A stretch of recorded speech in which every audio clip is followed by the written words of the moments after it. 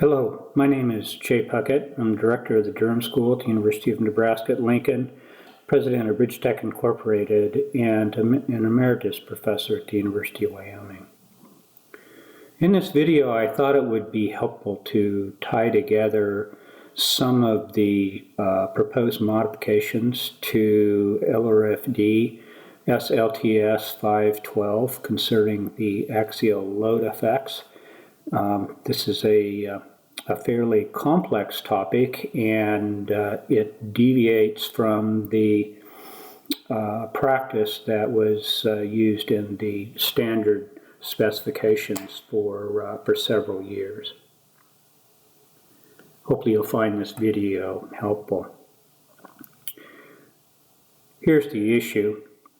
In the standard specifications for vertical pole supports, equation 516 is used to combine the effects of axial bending and shear and torsion. In 512.1-1, there is a similar equation, only here instead of stresses there are load effects and design loads, resistances. Notice in 516 that the resistance permitted for axial force is 6/10 Fy, which is usually a value associated with yielding. This is a fairly high value for these types of structures. And in the development of LRFD, we did not consider this 6/10 Fy, and we only used the factor Pu divided by P sub r. Pu is easy to determine. You can take the gravity load associated with the unit, with the luminaire, and the self-weight of the structure multiplied by a dead load factor, and then add it up, and that's the bottom Bates reaction. The difficulty with 512.1-1 is the P sub r, and so we will we'll look at that in a little bit more detail. So again, just to review the current LTS specifications, we calculate the resistance associated for most compressive members with an equation that has an aspect of the slenderness ratio, KL over R. However, when we get to vertical cantilever pole type supports, which would mean high mass luminaires, things such as that, then again we use 6/10 Fy. However, if you then go up to 510 in the commentary, it outlines how to calculate the radius gyration for a tapered column, and indicates that this value is conservative and an effective length factor, and so on and so forth. Kind of inherently inconsistent. Here's what the LRFD specifications look like. There is a similar equation that is associated with the slenderness ratio if the column is indeed slender, and it will be in the case of these types of structures. The similar guidance was provided up here because there wasn't any reason to eliminate that. However, engineers who were checking and using the LRFD code in some cases found that this ratio was becoming large with this type of calculation, and then it was large compared to the bending, and this was an aspect of behavior that they had not experienced before in the allowable stress specifications. In short, there was quite a bit of the capacity that was taken up with axial. So if we look at just briefly a high mass pole with the attributes that are shown, this is example 9 in report 974. The overall geometry is provided either in the table or in the figure. And if we look only at the first term, And we assume that the load is the luminaire weight downward applied at the top of 1.8 kips, and then the loads associated with each of the three sections associated with the tower, and that overall weight. And then we do a buckling analysis. I have used SAP 2000. I use it quite a bit. And the buckling load factor, that is, what are the loads that you can amplify the actual loads by that requires to get buckling, also including a load factor. And there, unfactored buckling load was 7.7 and then factored by 0.9. Now, in this equation, if the axial forces are small in 512, then it will direct you to, if this ratio is less than 20%, then you get to divide that by 2, which further reduces this term. So clearly, if we just look at these three terms, that's going to be about 14%, but since the axial load effect ratio is less than 20%, then we divide by 2. This is a standard interaction that's been in AISC for a number of years, and we get 7%.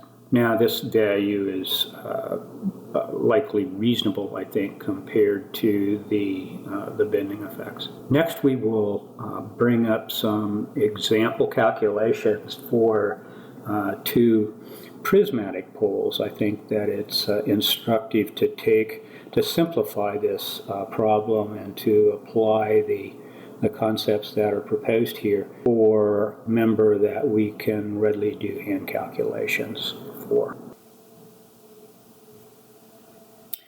Let's do an example for a cantilever pole and try to get it down to some very simple calculations that we can all readily see what's going on with respect to the behavior. For this example, I stayed with 140 feet. The Fy is 55 ksi. The diameter of the tube is 24 inches. It has a thickness of 1/2 inch, which provides a d over t of 48. The area is 36.9, the moment of inertia 2549.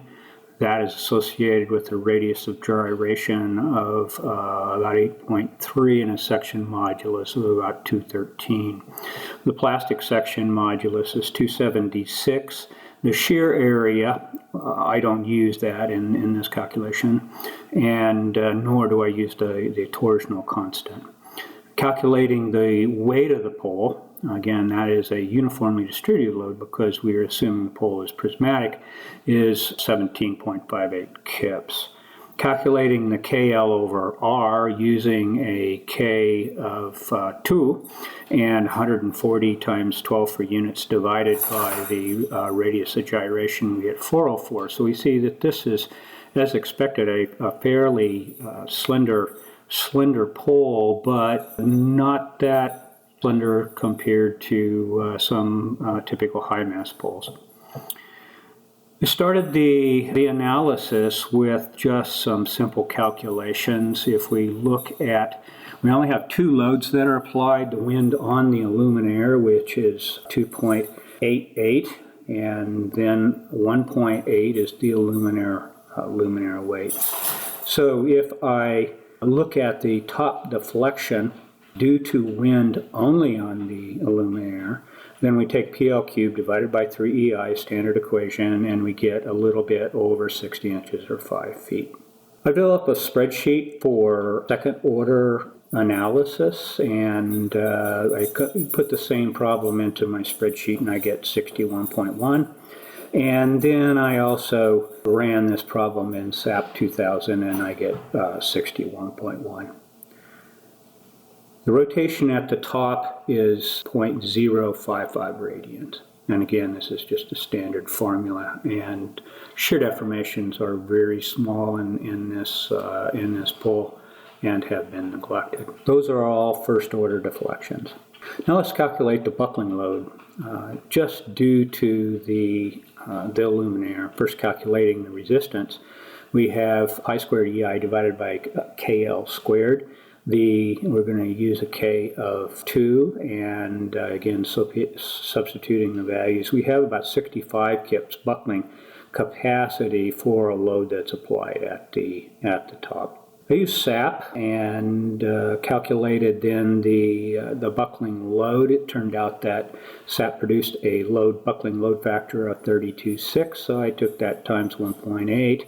Got 58 kips, then scaling it up by 1.1, I got 64.5, which is close to the hand calculation, so I was reasonably satisfied with that. Now let's take the luminaire weight off. We will consider the weight of the pole that is uniformly distributed down its length. Again, the dead load factor is 1.1. We go to an oldie but goodie Timoshenko and gear. Work expressed in there for buckling load is EI divided by L squared times a coefficient. For tapered and uniform loads, there's a table in there, so it's a good reference for these types of structures.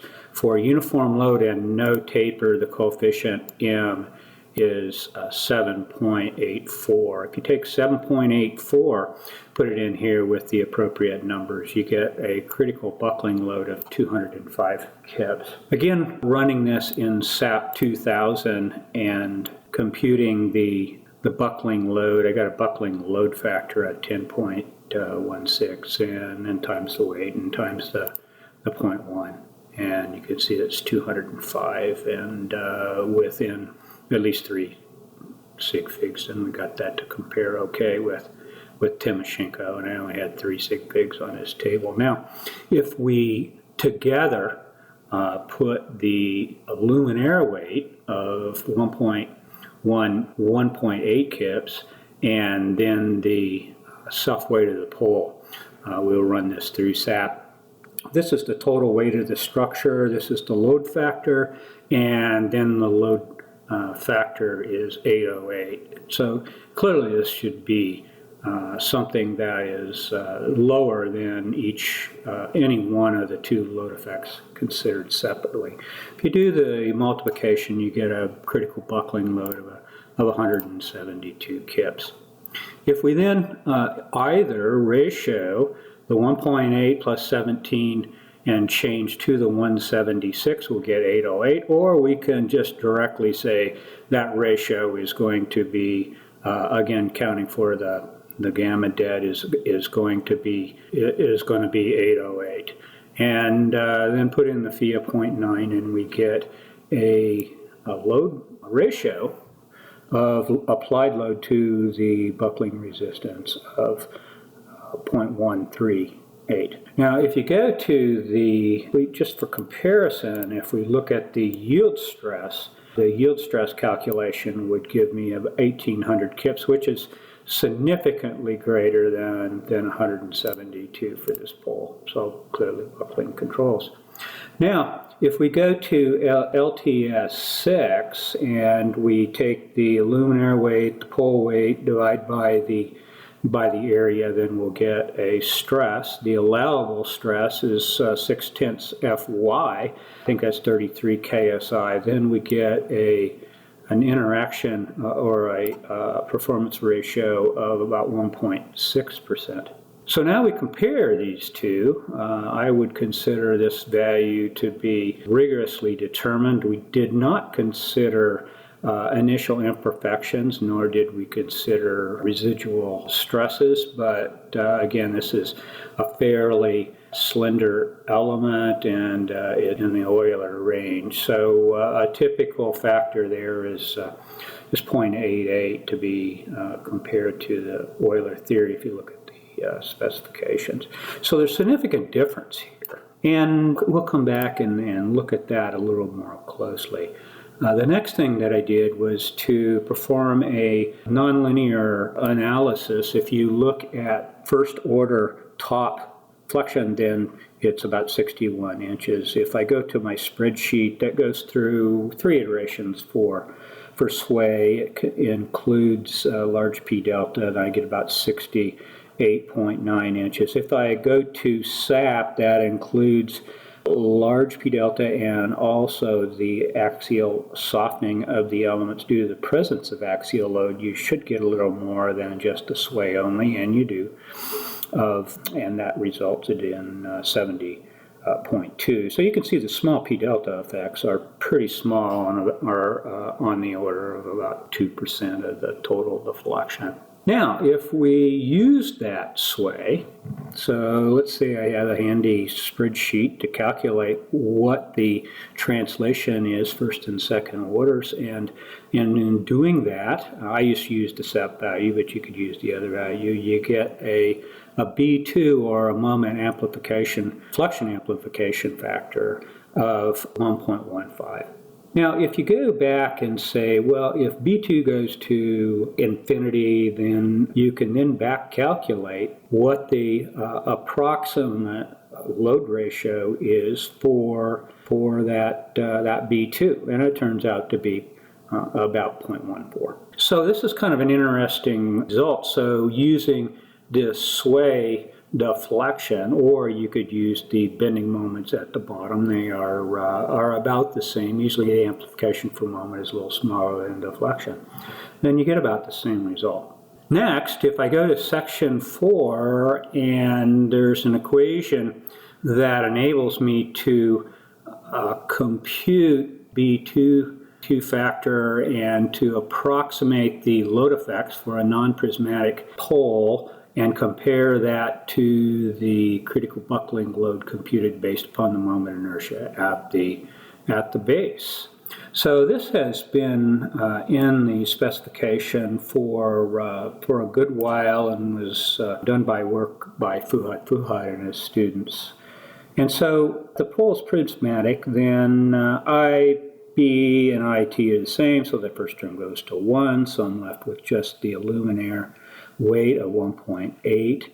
The 38% dP is the pole weight, and then substituting the other players into that, then you can see there's yet another way to then calculate what that load effect is, and it comes out to be about 14%. So again, this is just for a prismatic pole, but one that prismatic poles are something that we have a pretty good handle on, and we can see how this might work for the simplest case. If we go to 512, since the axial load effects are small, and we get to divide that by that 14% by 2, comes out to be 7%, and so the only 7% of the pole's capacity is taken up by axial force. The first order bending moment, if you look at either the SAP or the spreadsheet, we see that the B2 is increases the load effect by about 11%. So if I calculate MP, I get in inch kips 1265, put a phi on there, and then for this pole I would get a performance ratio of about 46%. That's low. Also keep in mind that we don't have any wind loads against this pole, just to keep the problem simple. Now if we step back and ask, what is the limit, B2 limit, that would be associated with a load ratio of 16% prior to dividing by 2, and then if you work out the math, then that comes out to be about a B2 limit of 1.17. I rounded down then to be conservative. So I think that if B2 is greater than 1.16, you have to compute that for your load effects anyway, then you probably ought to use a rigorous analysis. If it's less than 1.16, then what has been suggested in the specification language is that the first term of the interaction equation can just be set to 0.08 or 8%. Checking B2 against a load ratio has precedent if you review the AISC direct analysis method that has been in the specifications for 1 decade now. You'll find similar type of language. Now, if you Let's let D equal to 18, and we will take a smaller thickness. Again, grade 55 steel, we will say that this is prismatic. We'll go through similar types of calculations, and we see this is a much more slender pole than the previous prismatic pole. And so anyway, we do the top deflection, we get 230. I calculate the top rotation, again, neglecting any shear deformations in any of these calculations of 0.2 radians. Shear deformations are indeed small, so that's proven. SAP computations compared to these as well, and so did my spreadsheet. Again, if we apply only the load to the top on this fairly slender pole, then we get a buckling load of 17.22. Comparing this to the SAP value, the buckling load factor was 8.70. Taking that times the applied load and counting for the dead load factor, I get 17.23. which is fairly close to the hand value.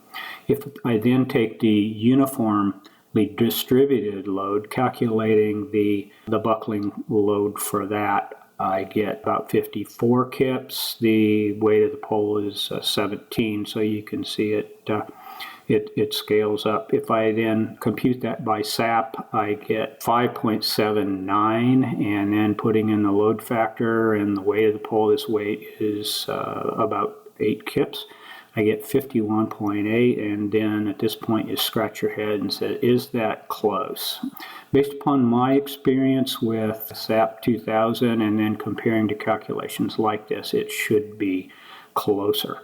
The original problem was meshed with 5 elements, 5 non-prismatic elements. I changed the mesh to 20 elements for the entire pole.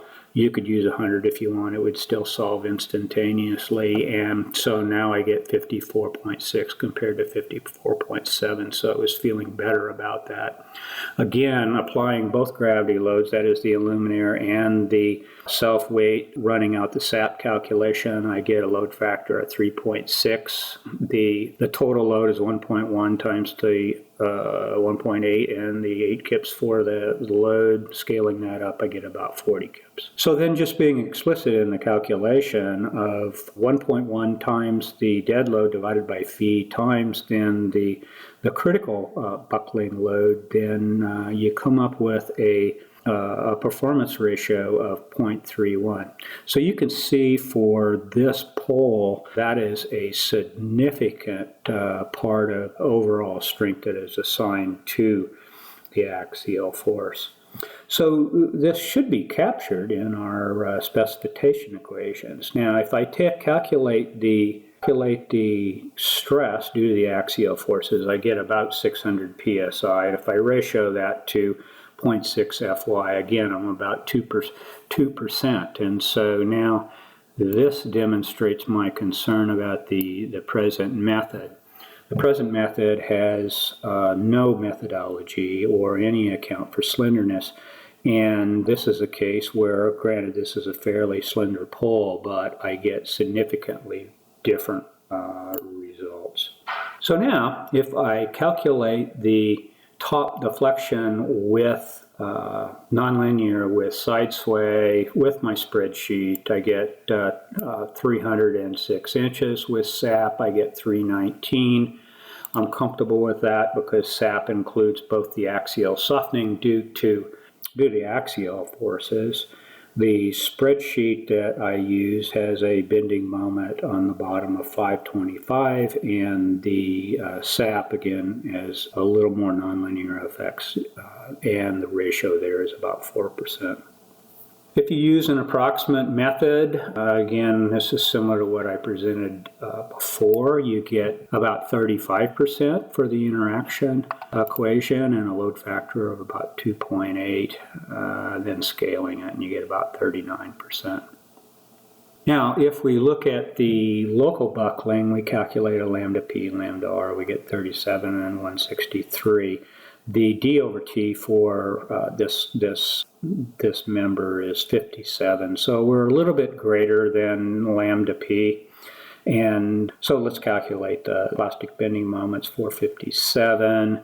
We see that due to the wall thickness to diameter ratio, then we only get to take 1.6% of that, yielding 418. And so anyway, we take a look at the 2.88, which is the wind on the luminaire, is 403. So clearly you can see there's very little left for wind for this, this very slender section. I've mentioned a few times that these calculations can be done with a spreadsheet, so I'd like to just take a few minutes and walk through that. Here is a spreadsheet that computes the dead and wind load effects on a high mass, assuming that the taper is uniform for the entire pole and the thickness is tapered as well. The simplification can easily be relaxed to rewrite the sheet based upon segments of the pole. The pole is discretized into 20 stations where the statical shears and moments are computed.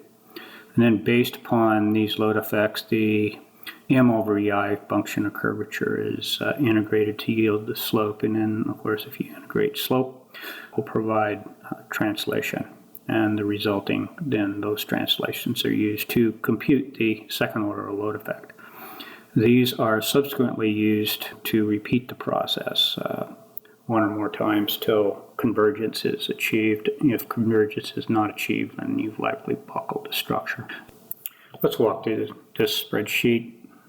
The parameters of the problem are length, modulus elasticity, the weight per unit volume of the material, the diameter at the top, the diameter at the bottom, the thickness at the top, and the thickness at the bottom. Typically, high mass have different sections with uniform thickness, so this spreadsheet could be modified to accommodate that kind of geometry. The C sub D is defined. It also could be a function of height, which would might be required for a multi-sided section where the bend radius is ratioed to the radius of the cross section.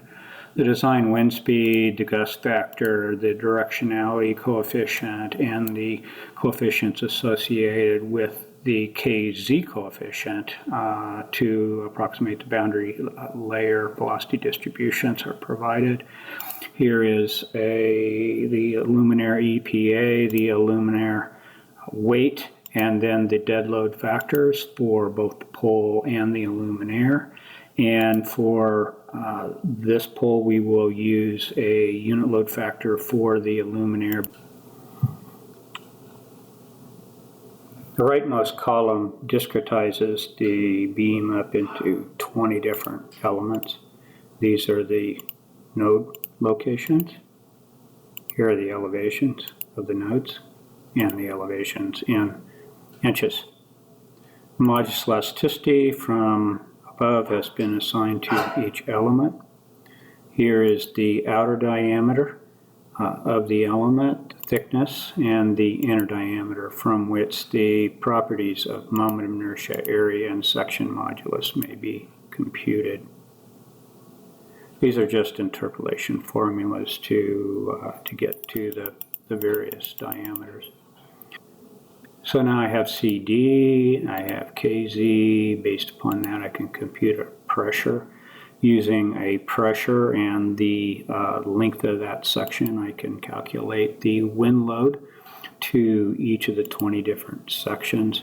I can take that sectional load and put half of it up to the top of the element and half down to the bottom, and then use that logic all the way down. And now I have the loads at the different stations, and I can then sum those luminaire and wind loads to the pole. These loads can then be accumulated on the way down to calculate the shears. the shears, taking them times the length of each one of these elements, which is 84 inches, would give me the change in bending moment over that element of the beam. Knowing that the bending moment at the top is equal to 0, then I can just accumulate the changes in the bending moments over the different elements, and to just accumulate the bending moments as we move down. I can then take the average of the two bending moments over the section and divide by EI to calculate the change in bending moment over the reach, and then we can compute rotations at each element, knowing that we start at 0 rotation, and then we have the change in curvature over that reach. We know the length of it, and so we can start to accumulate those rotations. Next, we can start with 0 translation near the bottom, and knowing the rotation and the length of each element, and we can calculate the translation of each one of the elements, and then accumulate that from the bottom. The first order case, we see that we have about 87 inches. The next thing is to calculate the factored axial load, and then also the displacement of each of the different sections, and then calculating that displacement times the axial force gives us an incremental bending moment. The self-weight here is computed for each one of the times the elevation is given, and then the axial force, and the axial force times the delta to give you the secondary bending moment. These secondary bending moments over the reach of the elements then are accumulated in a similar way from the top down.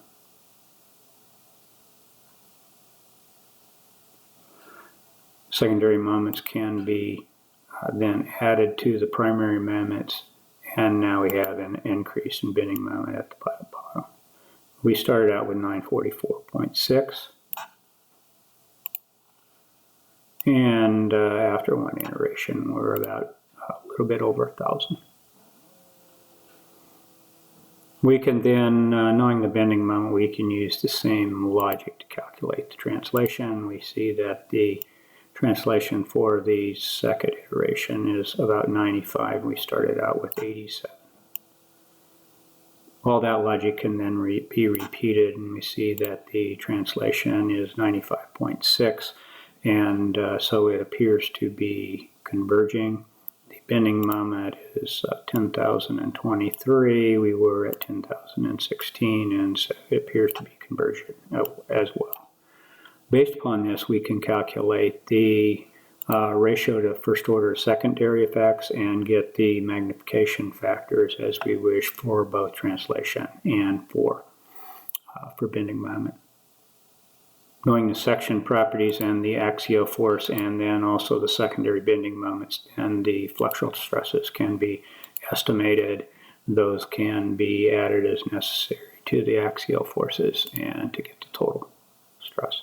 So the goal of this brief video is just to present the SLTS specifications and some of the computations that are associated with that, and then review the SLTS LRFD, review some proposed modifications to improve those calculations and make the axial effects more accurate and reasonable relative to the bending effects. And we've also provided examples for prismatic pole, and then finally illustrated a spreadsheet for the implementation. So this is just a quick video. It's not a work of art, hasn't been heavily edited, so hopefully it provides some information to T12 to help to understand what the issues are and possible solutions. So thanks for listening.